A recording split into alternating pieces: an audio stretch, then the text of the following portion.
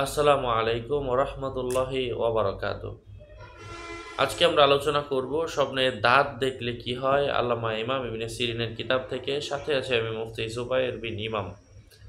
আলোচনা বুঝতে সাথেই থাকবেন। যারা এখনও চ্যানেলটি সাবস্ক্রাইব করেননি অবশ্যই সাবস্ক্রাইব করতে ভুলবেন না। দাঁত যদি স্বর্ণ, লোহা অথবা তামার হয়, ধন সম্পদের ক্ষতি হবে। যদি তার দাঁতগুলো কাচের বা কাঠের হয়, রোগের আলামত। যদি কারো দাঁত পড়ে গিয়ে নতুন দাঁত উঠতে দেখে, তার নিজের অবস্থার মধ্যে পরিবর্তন হওয়ার সম্ভাবনা।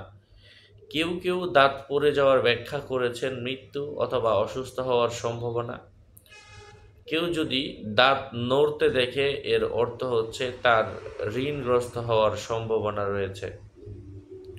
কারো কারো মতে দাঁত পড়ে যাওয়া, দৃষ্টিশক্তি কমা, ওই যে বললাম অসুস্থ হওয়া, মৃত্যু, অনেক কিছুই বুঝিয়ে থাকে। মারির দাঁত দেখার অর্থ হচ্ছে সে নিজে বিনয়ী হওয়ার সম্ভাবনা রয়েছে। যদি কথা বলতে অক্ষম এমন মানুষ দাঁত পড়ে যেতে দেখে, নিঃসন্দেহে তার মৃত্যু হওয়ার আলামত।